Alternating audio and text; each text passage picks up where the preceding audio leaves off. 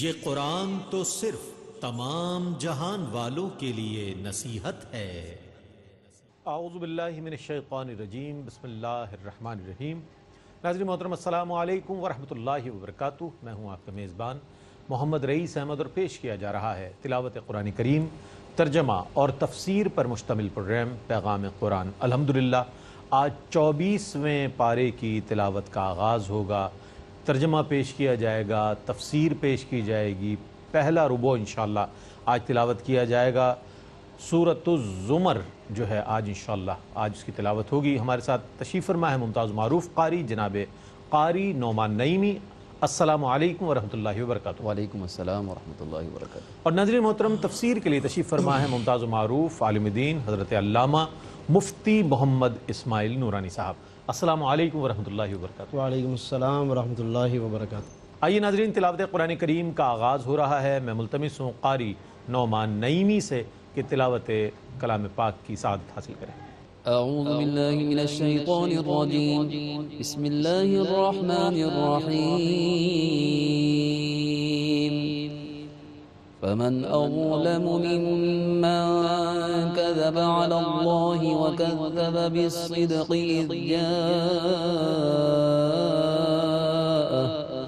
أليس في جهنم مثوى للكافرين۔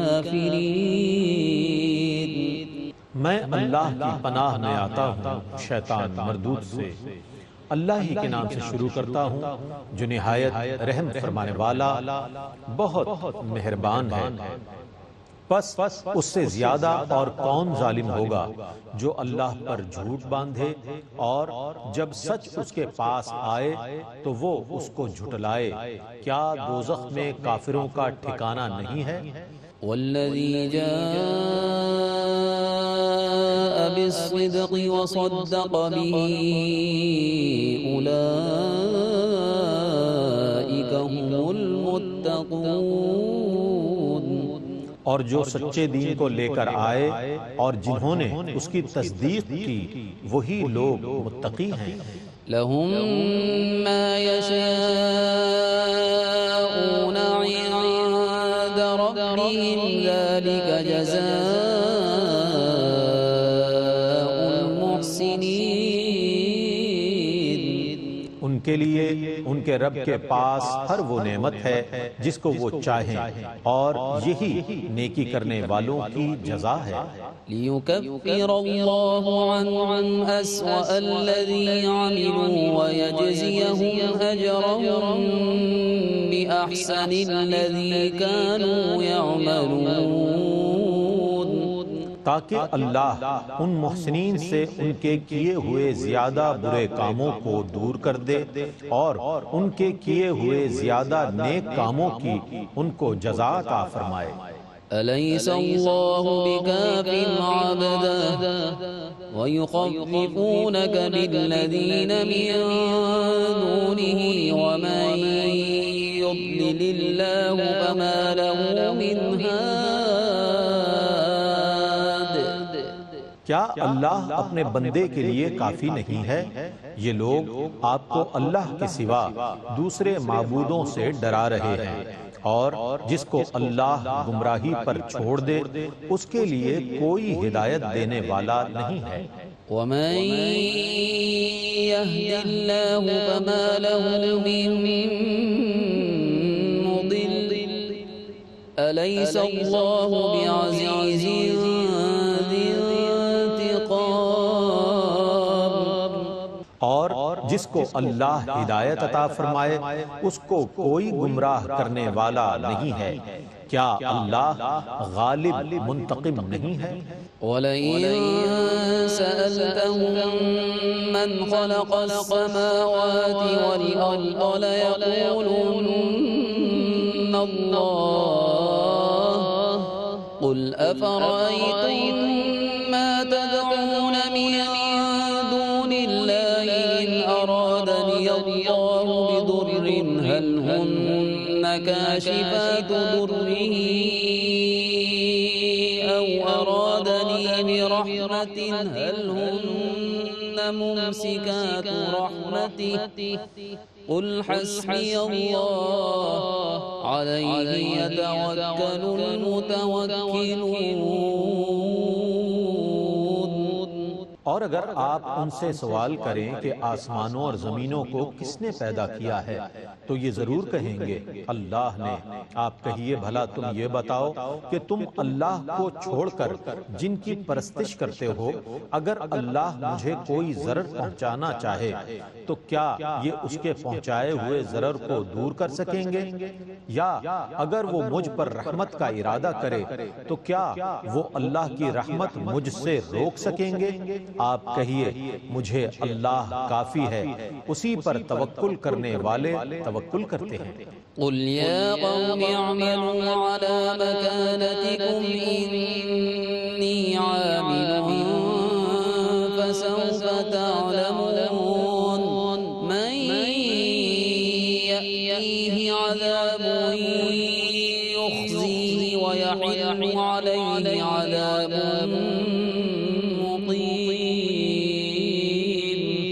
آپ کہیے اے میری قوم تم اپنی جگہ عمل کرتے رہو، بے شک میں بھی عمل کر رہا ہوں، پس ان قریب تم جان لوگے کہ کس پر رسوا کرنے والا عذاب آتا ہے اور کس پر دائمی عذاب نازل ہوگا. إِنَّا أَنزَلْنَا عَلَيْكَ الْكِتَابَ لِلنَّاسِ بِالْحَقِّ فمن اهتدى فلنفسه ومن ضل فإنما يضل عليها وما أنت عليهم بوكيل. بے شک ہم نے لوگوں کے لیے آپ پر برحق کتاب نازل کی ہے، سو جس نے ہدایت اختیار کی تو اپنے ہی فائدے کے لیے، اور جس نے گمراہی اختیار کی تو اس گمراہی کا وبال اسی پر ہے، اور آپ ان کے ذمہ دار نہیں ہیں. اللہ يتوفى الأنفس حين موتها والتي لم تمت في منامها فيمسك التي قضى عليها الموت ويرسل الأخرى إلى أجل مسمى إن في ذلك لآيات لقوم يتفكرون. اللہ ہی روحوں کو ان کی موت کے وقت قبض کرتا ہے، اور جن روحوں کی موت نہیں آئی ان کو نیند میں قبض کرتا ہے، پھر جن روحوں کی موت کا فیصلہ کر لیا ہے ان کو روک لیتا ہے اور دوسری روحوں کو ایک مقرر میعاد تک چھوڑ دیتا ہے. بے شک اس میں ان لوگوں کے لیے ضرور نشانیاں ہیں جو غور و فکر کرتے ہیں. أم اتخذوا من دون الله شفعاء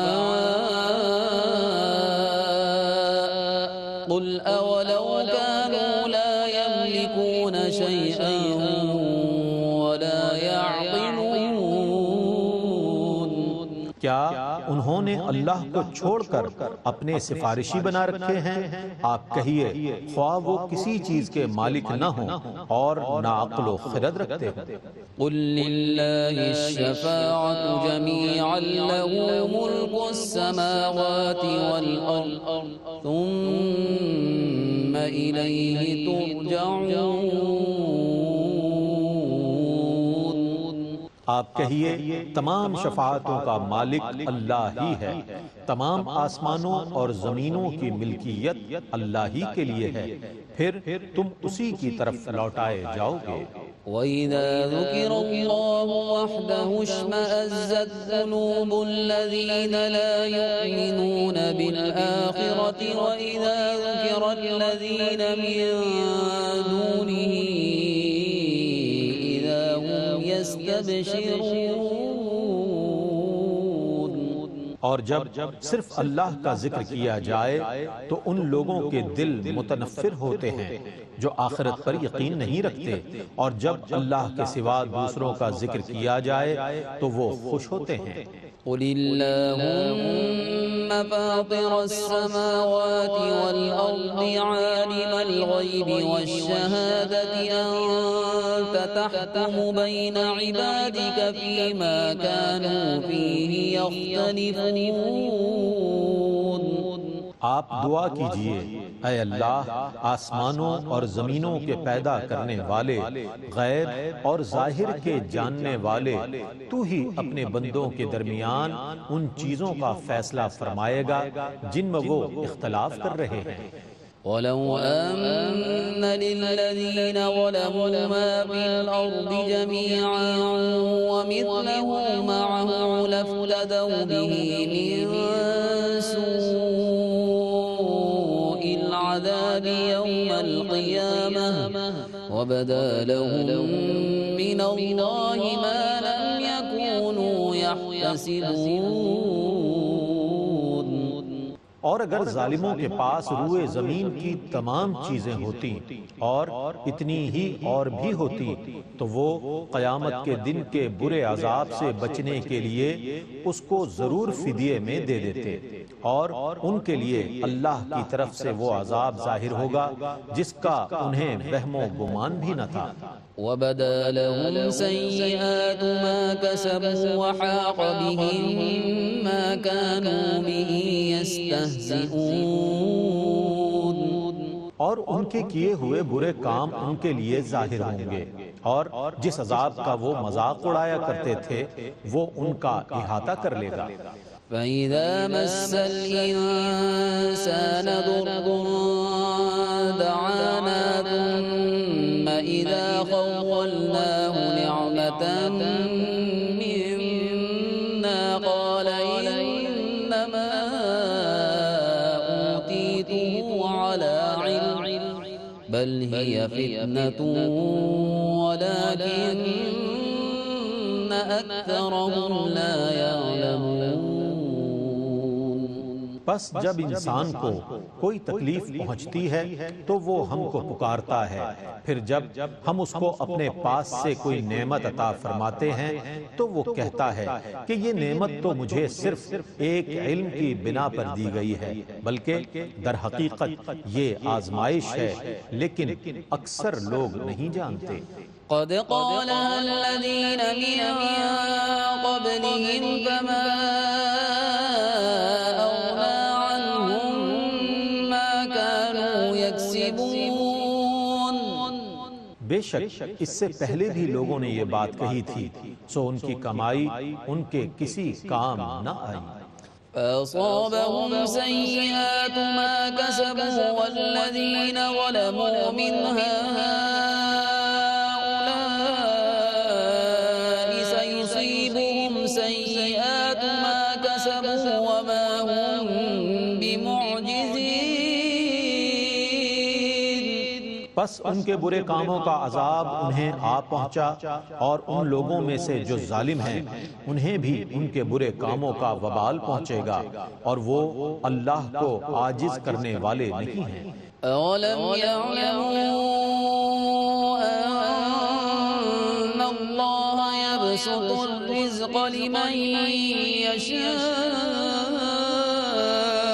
وَيَقْدِرُ إِنَّ فِي ذَلِكَ لَآيَاتٍ لِقَوْمٍ يُؤْمِنُونَ۔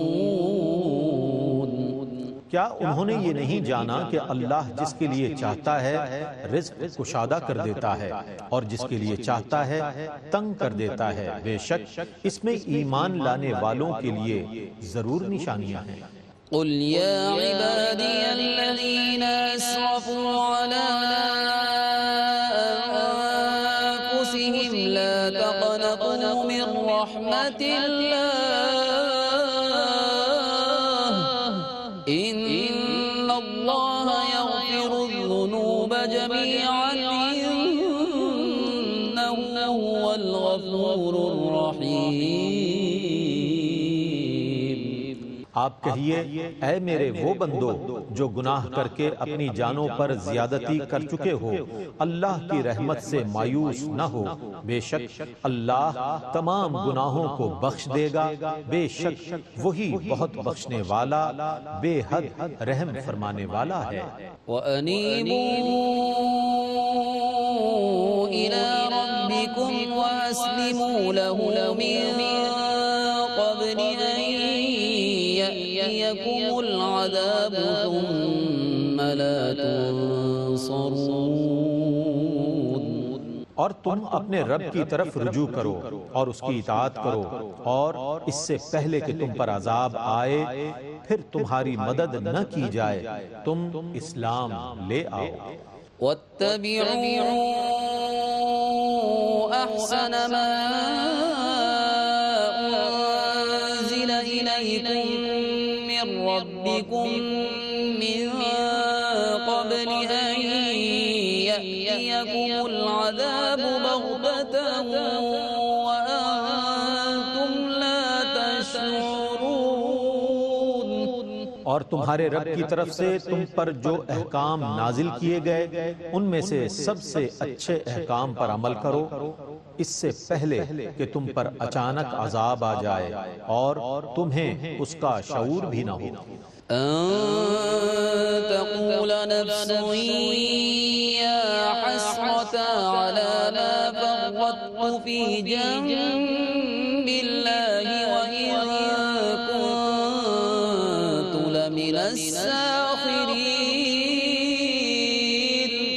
پھر ایسا نہ ہو کہ کوئی شخص یہ کہے ہائے افسوس میری ان کوتاہیوں پر جو میں نے اللہ کے متعلق کی ہیں، بے شک میں ضرور مذاق اڑانے والوں میں سے تھا۔ أو تقول لو أن الله هداني لكنت من المتقين، أو تقول حين ترى العذاب لو أن لي كرة فأكون من المحسنين۔ یا یہ کہے کہ اگر اللہ مجھے ہدایت دیتا تو میں ضرور متقین میں سے ہو جاتا، یا عذاب دیکھتے وقت یہ کہے کہ کاش میرا دنیا میں لوٹنا ممکن ہوتا تو میں نیکوکاروں میں سے ہو جاتا۔ بَلَا قَدْ جَاءَتْكَ آيَاتِي فَكَذَّبْتَ بِهَا وَاسْتَكْبَرْتَ وَكُنتَ مِنَ الْكَافِرِينَ۔ کیوں نہیں، بے شک تیرے پاس میری آیتیں آئیں سو تو نے ان کی تکذیب کی اور تکبر کیا اور تو کافروں میں سے ہو گیا۔ وَيَوْمَ الْقِيَامَةِ تَرَى الَّذِينَ كَذَبُوا عَلَى اللَّهِ وُجُوهُهُم مُّسْوَدَّةٌ أَلَيْسَ فِي جَهَنَّمَ مَثْوًى لِّلْمُتَكَبِّرِينَ۔ اور جن لوگوں نے اللہ پر جھوٹ باندھا تھا آپ قیامت کے دن دیکھیں گے کہ ان کا منہ کالا ہوگا، کیا تکبر کرنے والوں کا جہنم میں ٹھکانہ نہیں ہے۔ وَيُنَجِّ اللَّهُ الَّذِينَ اتَّقَوْا بِمَفَازَتِهِمْ لَا يَمَسُّهُمُ السُّوءُ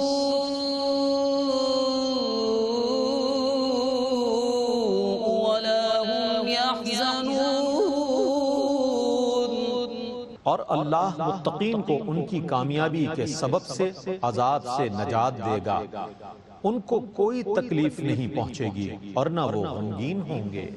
اللہ خالق کل شیء وهو على كل شيء وكيل، له مقاليد السماوات والأرض، والذين كفروا بآيات الله أولئك هم الخاسرون۔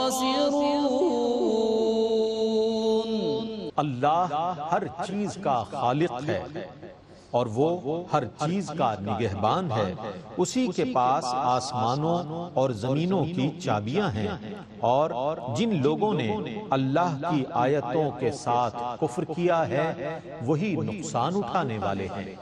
قل أفغير الله تأمروني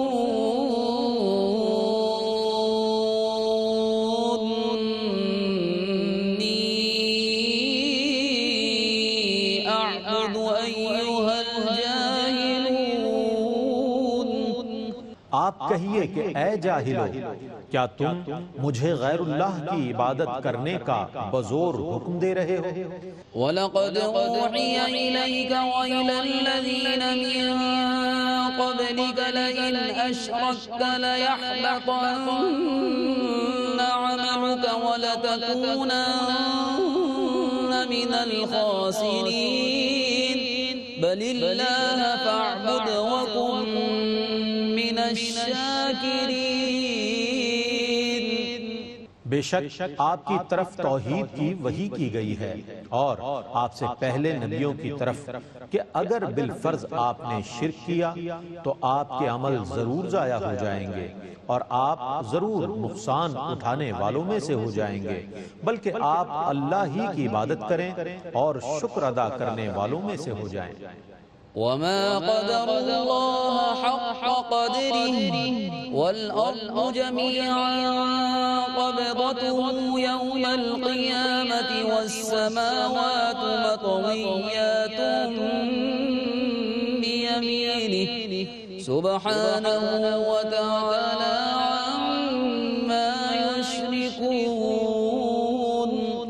اور انہوں نے اللہ کی ایسی قدر نہیں کی جیسی اس کی قدر کرنے کا حق تھا، اور قیامت کے دن سب زمینیں اسی کی مٹھی میں ہوں گی اور آسمان اس کے دائیں ہاتھ میں لپٹے ہوئے ہوں گے. وہ ان چیزوں سے پاک و برتر ہے جن کو وہ اس کا شریک قرار دیتے ہیں. ونفق في الصور فصعق من في السماوات ومن في الأرض إلا من شاء الله ثم نفق فيه أخرى فإذا هم قيام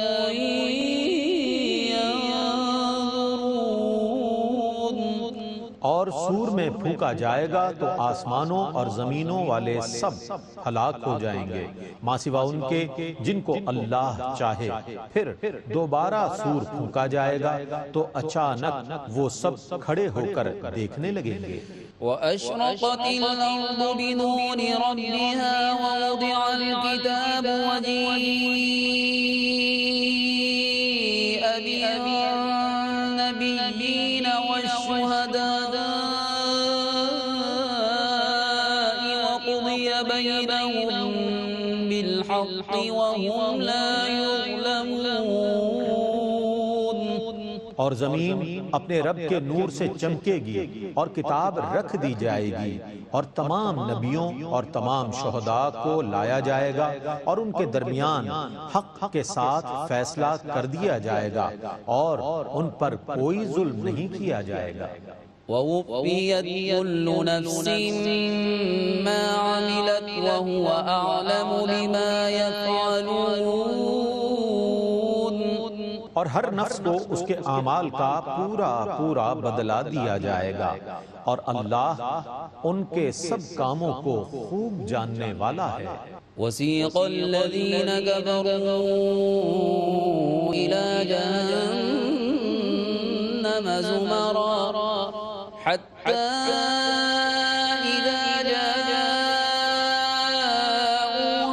فُتِحَتْ أَبْوَابُهَا وَقَالَ لَهُمْ خَزَنَتُهَا أَلَمْ يَأْتِكُمْ رُسُلٌ مِّنكُمْ يَتْلُونَ عَلَيْكُمْ آيَاتِ رَبِّكُمْ وَيُنذِرُونَكُمْ لِقَاءَ يَوْمِكُمْ هَٰذَا قَالُوا بَلَىٰ وَلَٰكِنْ حَقَّتْ كَلِمَةُ الْعَذَابِ عَلَى الْكَافِرِينَ.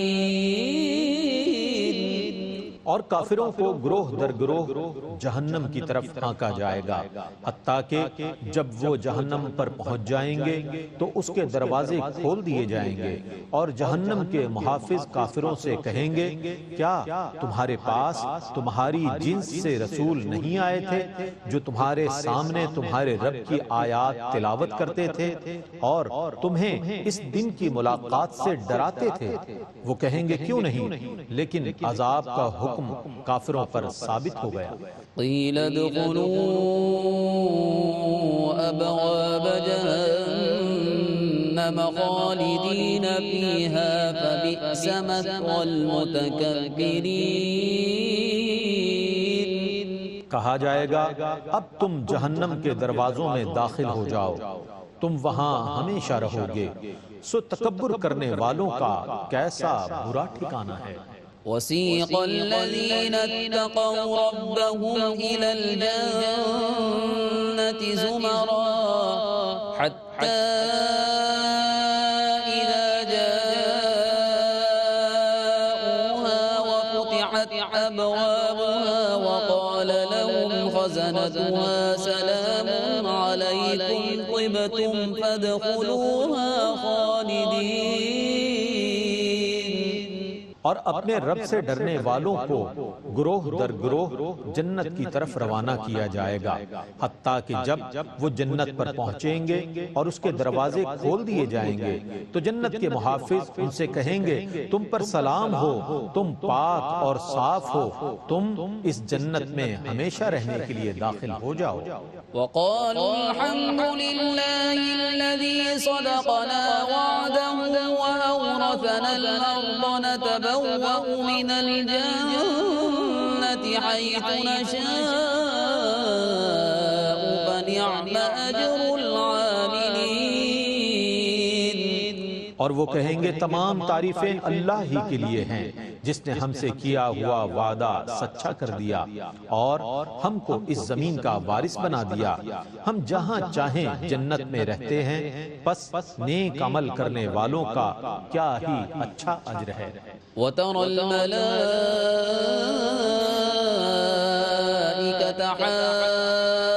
حَافِّينَ مِنْ حَوْلِ الْعَرْشِ يُسَبِّحُونَ بِحَمْدِ رَبِّهِمْ وَقُضِيَ بَيْنَهُم بِالْحَقِّ وَقِيلَ الْحَمْدُ لِلَّهِ رَبِّ الْعَالَمِينَ۔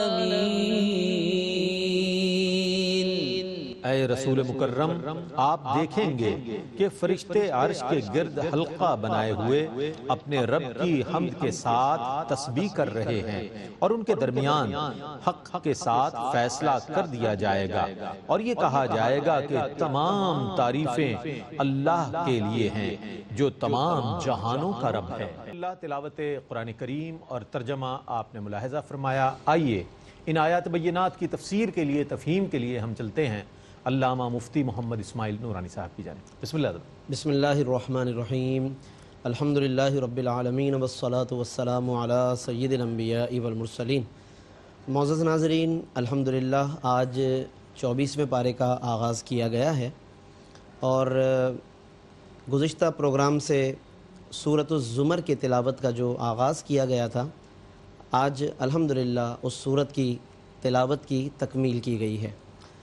کل کی نشست میں ہم نے یہ بات بیان کی تھی کہ سورۃ الزمر قرآن کریم کی معروف صورتوں میں سے ایک صورت ہے، اور اس میں چونکہ اختتام صورت میں زمر کا لفظ 2 مرتبہ اللہ رب العالمین نے ذکر فرمایا ہے، ایک مقام پر اہل نار کے لیے اور ایک مقام پر اہل جنت کے لیے، اور گروہ کے معنی میں یہ لفظ اللہ رب العالمین نے ذکر فرمایا، تو اسی لفظ سے ہی اس صورت کا نام سورۃ الزمر رکھا گیا ہے۔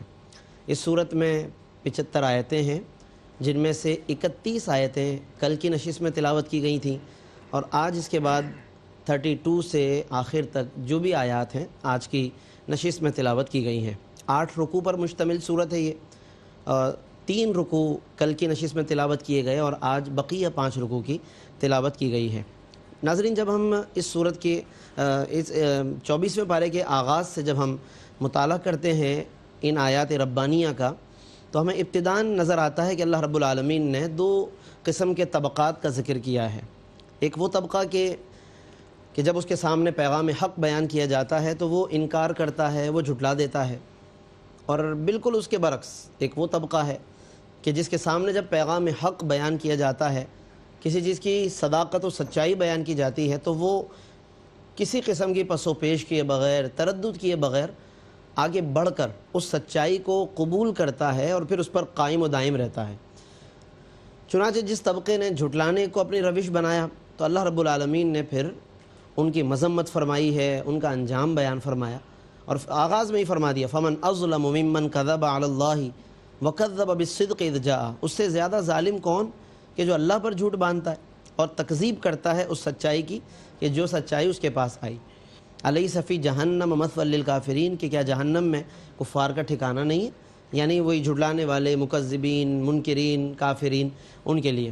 تو یہ تو ان کا انجام بیان کر دیا گیا، اور جو طبقہ سچائی پر قائم ہے، سچائی پر گامزن ہے، ان کے لیے کیا خوبصورت انداز ہے۔ فرمایا والذی جاء بالصدق، جو سچائی، جو شخصیت، یعنی سرکار دو عالم صلی اللہ علیہ وسلم کی طرف اشارہ ہے کہ جو ہستی اس دنیا میں سچائی لے کر آئی، سچا دین لے کر آئے، سچی کتاب لے کر آئے، وصدق بہ، اور جس نے ان کی تصدیق کی، اولئک هم المتقون، وہی صاحبان تقوی ہیں، وہی پرہیزگار ہیں۔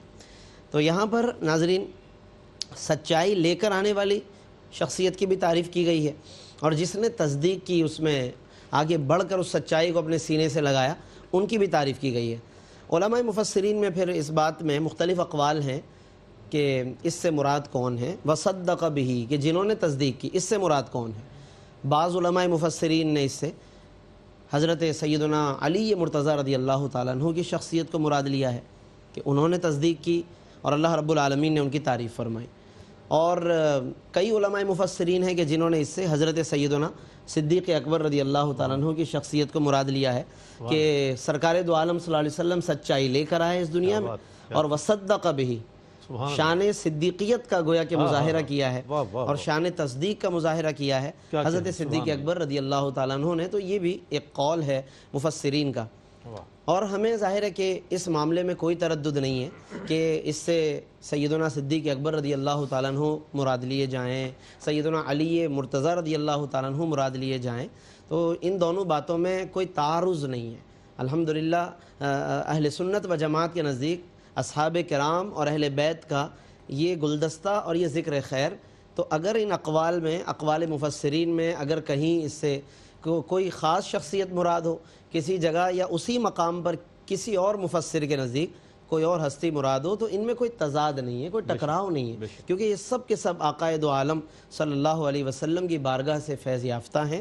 البتہ حضرت صدیق اکبر رضی اللہ عنہ کا ایک مقام ہے کہ اللہ نے انہیں تصدیق کے معاملے میں، ایمان کے معاملے میں ایک پہل کرنے کی خاص فضیلت عطا فرمائی، اولئک هم المتقون، اور فرمایا کہ یہی صاحبان تقوی ہیں۔ پھر مزید آگے ان کا مرتبہ اور ان کا مقام بیان کیا گیا۔ اسی طرح قرآن کریم کا ناظرین ایک اسلوب ہے، کئی مقامات پر اس سے پہلے بھی آپ نے سماعت کیا کہ اللہ رب العالمین جا بجا اپنے حبیب مکرم صلی اللہ علیہ وسلم کو تسلی بھی عطا فرماتا ہے، یعنی کہ سرکار دو عالم صلی اللہ علیہ وسلم نے جس انداز سے کفار کے سامنے، مشرکین کے سامنے جب تبلیغ فرمائی ہے، تو وہ پلٹ کر ظاہر ہے کہ اعتراضات کرتے تھے اور اذیت پہنچاتے تھے، تو ایسے مقام پر اللہ رب العالمین نے تسلی عطا فرمائی، یعنی سرکار دو عالم صلی اللہ علیہ وسلم کو تسلی دی ہے کہ محبوب آپ اس معاملے میں غمگین نہ ہوں۔ اور کیا خوبصورت انداز ہے، الیس اللہ بکاف عبدہ، کہ اللہ اپنے بندے کے لیے کافی نہیں ہے، یعنی یہاں بندے سے مراد بندہ خاص محمد صلی اللہ علیہ وسلم، کہ کیا اللہ اپنے بندے کے لیے کافی نہیں ہے، یعنی یقیناً کافی ہے۔ آیت نمبر 36 سورۃ الزمر، اس میں اللہ نے اپنی طرف سے کفایت، حمایت اور نصرت کا گویا کہ اعلان فرمایا ہے۔ پھر اس کے بعد قرآن کریم کا ایک اور اسلوب کہ جو اکثر و بیشتر ہمیں نظر آتا ہے، اور خصوصاً مکی صورتوں میں، کہ جن میں بتوں کی بے بسی کو بار بار بیان کیا، کیونکہ وہ جتنی کثرت سے عبادت کرتے تھے بتوں کی، اللہ نے اسی طرح سے بتوں کی جگہ جگہ بے بسی کو بیان فرمایا کہ یہ بت تمہیں کس کام کے ہیں، یہ تمہارے لیے کچھ نہیں کر پائیں گے، اور اس وقت کہ جب تمہیں بڑی امیدیں لگی ہوں گی تو یہ تب تو اور زیادہ تمہیں مایوس کریں گے۔ تو ان مضامین کو بھی ناظرین اس صورت میں بیان فرمایا گیا ہے۔ آیت نمبر 38 کو جب ہم دیکھتے ہیں تو خاص طور پر اس میں اسی طرح اشارہ فرمایا کہ قل افرأیتم ما تدعون من دون اللہ، بھلا بتاؤ کہ جن کو تم اللہ کو چھوڑ کر جن کی تم عبادت کرتے ہو، ان ارادنی اللہ بدر هل ہن کاشفات ضرہ، اگر اللہ میرے ساتھ کسی تکلیف کا ارادہ کر لے تو کیا یہ بت جو ہے تکلیفیں دور کر دیں گے؟ او ارادنی برحمت، اور اگر اللہ میرے ساتھ کسی رحمت کا ارادہ کر لے، هل ہن ممسکات رحمتہ، تو کیا یہ اللہ کی رحمت کو روک سکتے ہیں؟ تو یہ بہت اہم سوال ہے، مشرکین کے سامنے اس کو رکھا گیا ہے۔ تو یہاں پر ہمیں یہ بات بھی سمجھنی چاہیے کہ یہ آیات بتوں کے بارے میں نازل ہوئی ہیں، اس کو بتوں ہی تک ظاہر ہے کہ محدود رکھنا چاہیے۔ اس کی وجہ سے اس طرح کا آرگومنٹ کرنا یا یہ اس طرح کے سوالات قائم کرنا کہ اللہ تبارک و تعالیٰ کے جو عباد مقربین ہیں، صالحین ہیں، انبیاء ہیں اور جو بھی اس کے نیک بندے ہیں، تو کیا وہ مطلب کسی چیز کو دے سکتے ہیں یا نہیں دے سکتے، تو یہ ظاہر ہے کہ دو الگ الگ باتوں کو ملانا کہلائے گا۔ کیوں؟ اس لیے کہ اللہ کے جو نیک بندے ہیں تو وہ اللہ کے مقابلے پہ نہیں اترے ہوئے، وہ تو اگر کچھ دیتے ہیں تو اللہ کی مرضی سے ہی عطا کرتے ہیں، کوئی کچھ نہیں بھی دیتے تو اللہ ہی کی تقدیر کے تابع ہو کر، اللہ کی مرضی کے تابع ہو کر، مقابلے کا کوئی ظاہر کے معاملہ نہیں ہے انبیاء اور اولیاء کی جانب سے، نہ ان کے پیروکاروں کی طرف سے کہ اللہ کے مقابلے میں کسی کو لے کر آ جائیں، کسی ولی کو، کسی نبی کو۔ جبکہ بتوں کا معاملہ جو ہے وہ من دون اللہ کے لفظ سے اللہ نے مقابلے کی کیفیت کو بیان کیا کہ یہ اللہ کے مقابلے پر گویا کہ انہیں یہ معبودان انہوں نے بنایا ہے، باقاعدہ پوجا کرتے ہیں اور اللہ کی کھلی نافرمانی کر کے سمجھتے ہیں کہ یہ بت ہمیں بچا لیں گے۔ تو ظاہر ہے کہ کھلم کھلا شرک کر کے گویا بغاوت کا اعلان کیا جائے، پھر بتوں کو بیچ میں لایا جائے، یہ مقابلے کی کیفیت ہے۔ جبکہ موحدین، مسلمین و مومنین وہ بغاوت نہیں کر رہے اللہ کے کسی معاملے میں کہ کوئی کفر کر کے یا شرک کر کے کوئی بغاوت کریں پھر انبیاء اور اولیاء کو کہیں کہ یہ بچانے والے ہیں، شرک کو معاف کرانے والے، ایسا نہیں ہے۔ تو معلوم یہ ہوا کہ مقابلے کی کوئی کیفیت نہیں ہے، لہذا ان آیتوں کو ایک خاص پس منظر تک، بتوں تک اور ان چیزوں تک محدود رکھا جائے کہ جنہیں کفار نے مقابلے کے انداز میں اللہ سے شرک کر کے بغاوت کے طور پر ان کو بچانے والا تصور کیا۔ یہی وجہ ہے کہ اللہ تعالیٰ نے پھر جگہ جگہ کفار کی ناظرین اس سوچ کا رد فرمایا ہے۔ پھر اسی طریقے سے کفار کی ایک اور امید اور آرزو کہ یہ بت شفاعت کریں گے، تو فرما دیا آیت نمبر 43 ام اتخذوا من دون اللہ شفعاء، کیا انہوں نے اللہ کو چھوڑ کر اور سفارشی بنا لیے ہیں؟ قل اولو کانوا لا یملکون شیئا، کہ اگرچہ وہ بت کسی چیز کے مالک نہ ہوں، ولا یعقلون، نہ عقل رکھتے ہوں، پھر بھی شفاعت کریں گے۔ یعنی یہ اشارہ دے دیا کہ بت شفاعت نہیں کریں گے۔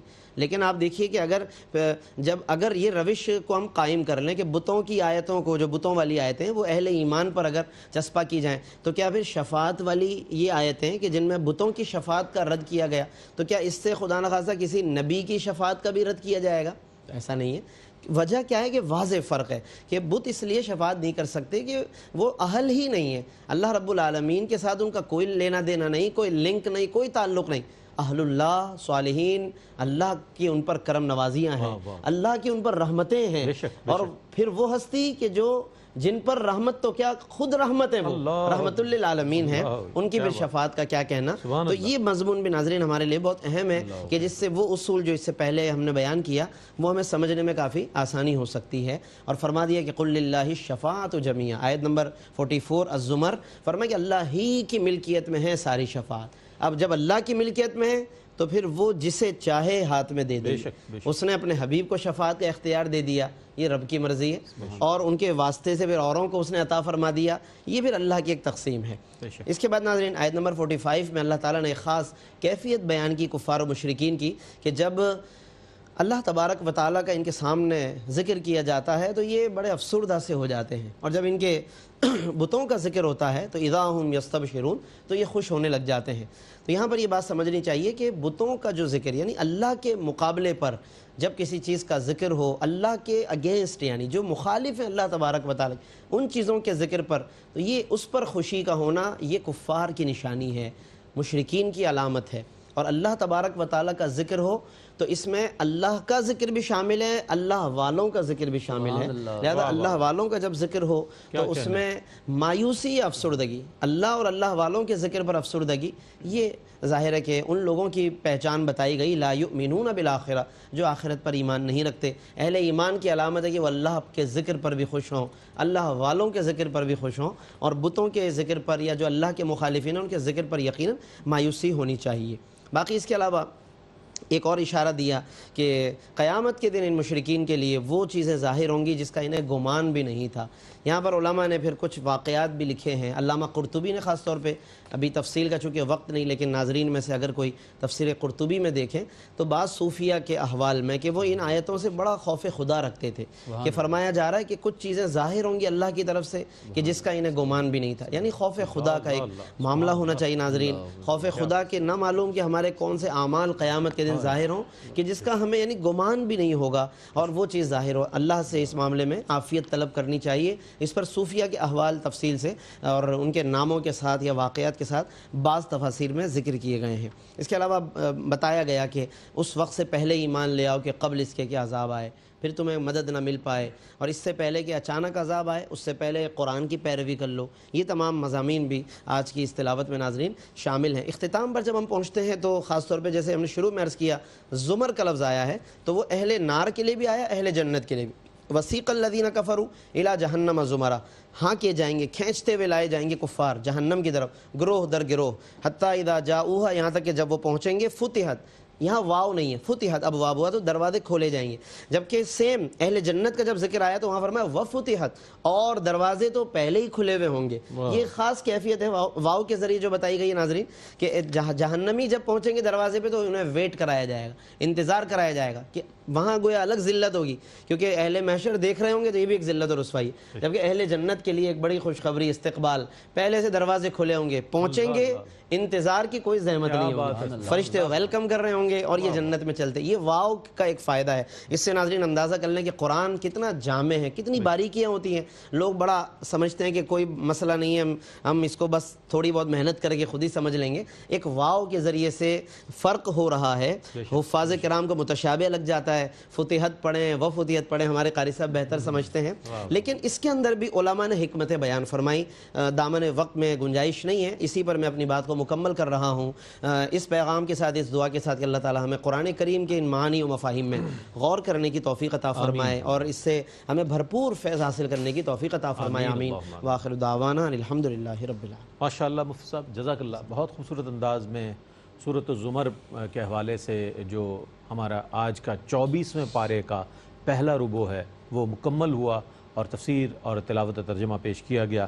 اللہ تعالیٰ کی بارگاہ میں دعا ہے کہ ARYQ TV کے اس اہتمام کو اللہ رب کریم اپنی بارگاہ میں قبول فرمائے اور اس کا بہترین اجر عظیم آپ کو اور ہم سب کو نصیب فرمائے۔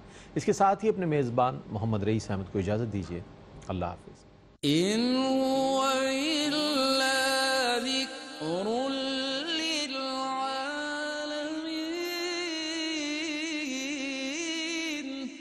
یہ قرآن تو صرف تمام جہان والوں کے لیے نصیحت ہے۔